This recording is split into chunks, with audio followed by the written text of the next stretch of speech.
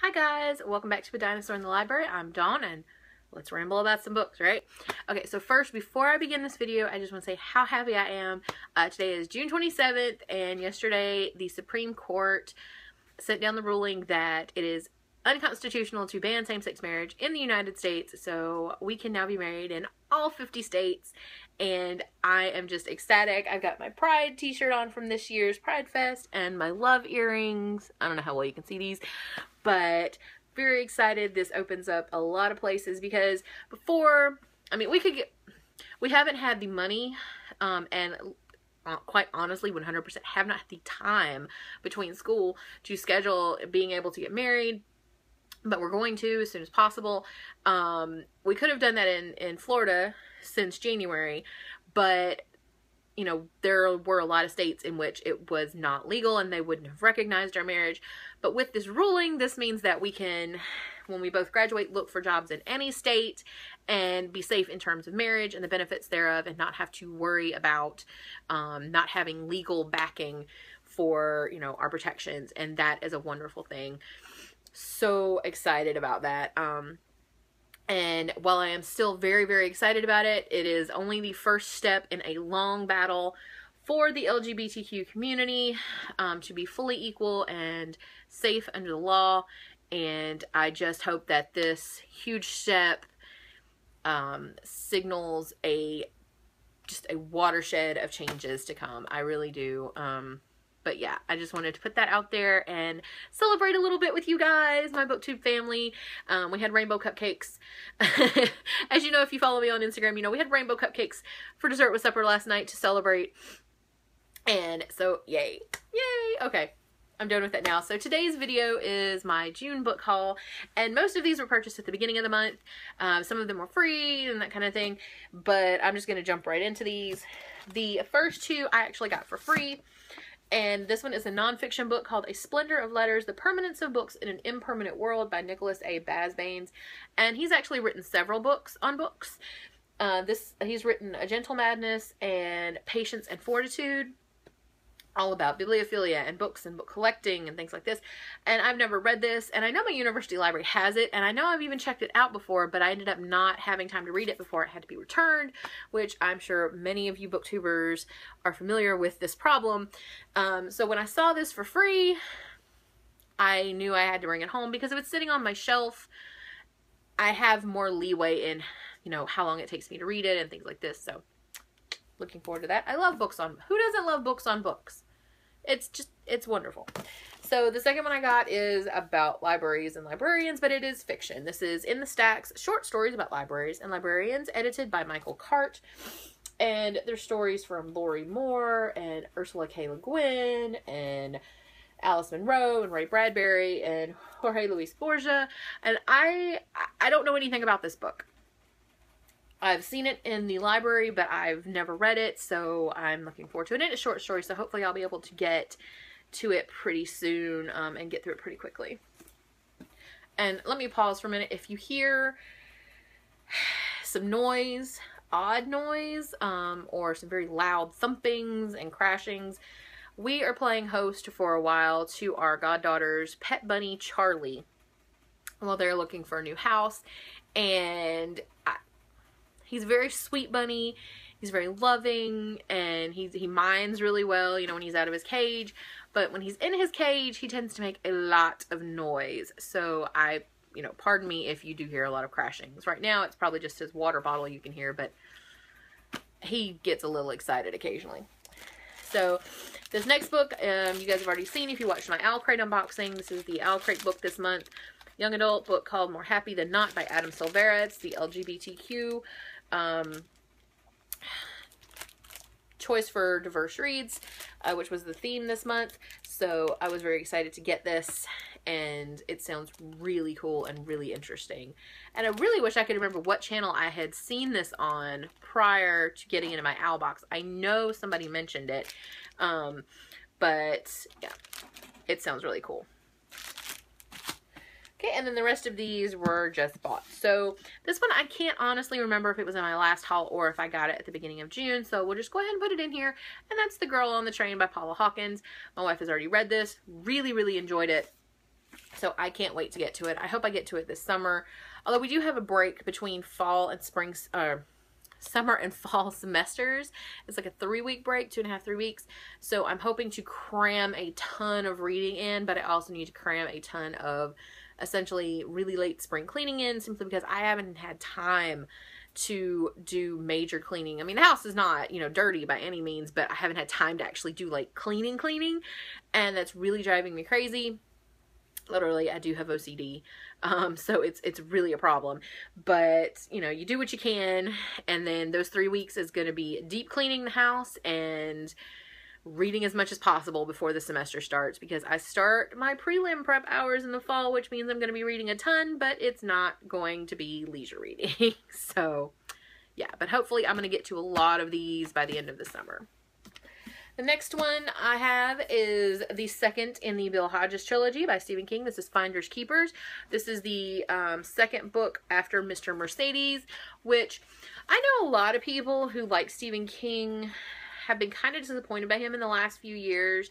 Actually really starting with the Girl Who Loved Tom Gordon kind of era, but and including up to and including From a Buick 8. I liked it From a Buick 8. I know it wasn't the best. I of course liked it and The Shining and some of the later stuff even more than that, but I thought it was fine. I don't know why everybody hated it so much. But 11/22/63 I really enjoyed. I liked Under the Dome. I wasn't thrilled about the ending. I won't go into the ending, but because I don't want to spoil anything for anybody. If you haven't read it, it's a big chunky book. Beautiful book. I really enjoyed it. I didn't care for the ending, but the rest of the book was really good. And then Revival and Mr. Mercedes were just awesome. Just friggin' awesome. So I don't expect Finders Keepers or the third book in this trilogy to be any less than awesome. But I'll have to let you know. Okay, the next two books are middle grade in a series. And I don't know if I've talked about this series before, but I really like it. And it's the Nerds series by Michael Buckley, which I first found when I was at Scholastic. We had the first and second books there. And I picked them up one day just for something quick to read. And they were really funny and really cute. And really cool. All these misfit kids that are actually secret spies involved in this organization called Nerds. And so I picked up books 4 and 5. Book 4 is The Villain Virus. And book 4 is The Villain Virus. And book 5 is Attack of the Bullies. And so I'm hoping I get to these really soon because they're really quick reads. They look chunky, but they're middle grade, so they're really short. And they also have, you know, cute illustrations and really cool stuff like this, like level 3 access, you know, that sort of thing, or level 5 level access, you know, that kind of thing. So they're really cute. They're really cool. If you like this sort of middle grade stuff, this is a really cute series. Or if you know any kids that read stuff like this age or that really like this sort of thing, you should definitely check them out because they're adorable. Alright, so the next book is a nonfiction book, and it's called If Walls Could Talk, An Intimate History of the Home by Lucy Worsley. And I've never heard of her. I've never heard of this book. I honestly glanced at the spine on the shelf, thought it said If These Walls Could Talk, which was a series for a while, I think on HBO, and the second one was about lesbians, and it went through different time periods, and it was a really beautiful I wouldn't say a movie, but it was like a piece of a miniseries sort of thing, and it was beautiful. I thought that's what it was about, but it's not. But it was really interesting anyway. It's about the history of the home and the different rooms in the home, how they've evolved, and how people actually used them in the past and actually use them now. So we'll see if this is as interesting as it sounds. I'll have to let you know. And the rest are all fiction. The next one I got, I usually don't do this, but I picked it up. I mean, I bought it based on the synopsis, but I probably wouldn't have picked it up, except for the cover is just amazing. It's very 20s, very Gatsby. I love the portrait on the spine. Anyway, it sounds really cool. It's told, as far as I can tell, through her diary, and then her diary is discovered 90 years later. This was, she was writing during the Great Depression, and then 90 years later, a documentarian finds her diary, and so I think it goes back and forth in time, and uses her diary entries and the documentarian's experience. So I thought it sounded really cool. This book, as soon as I tell you the title, you're probably going to understand why I bought this. War of the Worlds Global Dispatch is an anthology edited by Kevin J. Anderson. So essentially it's all of these sci-fi authors like Robert Silverberg and Connie Willis writing as if they were famous people at the time of the War of the Worlds, as if the War of the Worlds was being treated as an actual historical event.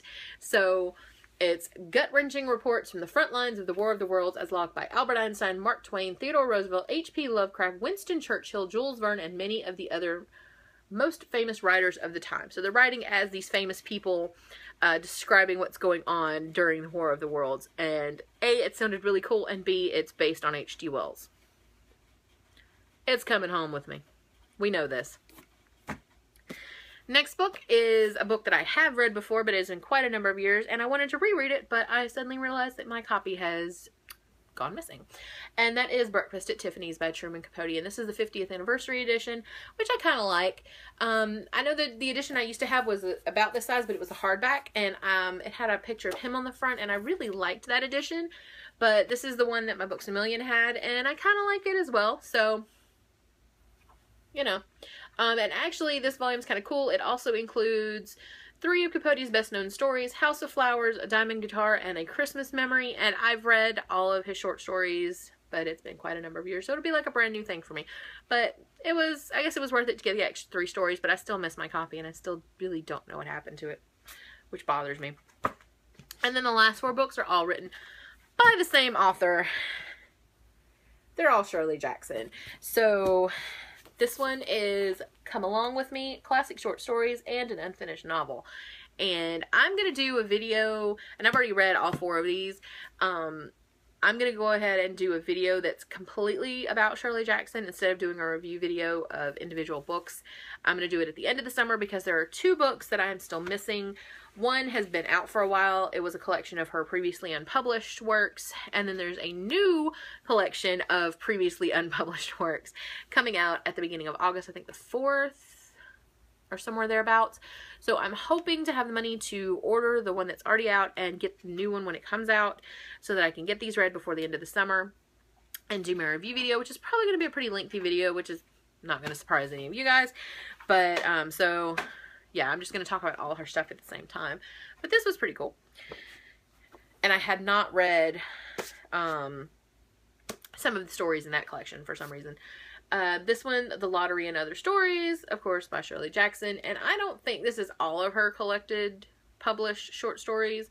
I really don't understand why there's not a complete stories by Shirley Jackson out, like there is for Flannery O'Connor and multiple other people, but there's not. So it's kind of piecemeal, but I think I may have, between those 2 collections, gotten all of her published short stories, and then hopefully the 2 books coming out this, or the 2 books that I'm missing will have the remainder of her short stories, but I don't know. I don't know if it's because she only really published 1 collection, and the rest were sort of piecemeal throughout, or what the reasoning is for them not publishing a complete edition. And clearly, Penguin has access to publishing some of them because they have that in Come Along With Me. And then these last 2 are nonfiction, and I want to say nonfiction-ish because I'm pretty sure they are slightly exaggerated. But the first one is Raising Demons, and then the second one is Life Among the Savages. And these are written as if, like, if you look at them, they're just in chapters with short breaks, you know, in between certain pieces. But these were, as far as I can tell, published in much smaller chunks as columns in different magazines and newspapers, I think mostly magazines. And they've been, she edited them and sort of put them together in this form. These are newer editions by Penguin, and I really think they're cool, even though they don't match the rest of my Penguin editions. But really, really funny. Absolutely not like her fiction. The humor is still the same, but it's definitely different. This is about her family, having her, they had 4 children, and this is about her having her children, raising her children when they moved, and things like this, just family life. So, which is why everybody was kind of shocked by some of her fiction. because it was so different from what they were used to reading in the magazines. Anyway, that is all I've got for this haul, guys, and I really hope you guys enjoyed it. And I hope everybody is having a wonderful week, and I will see you in my next video. Bye!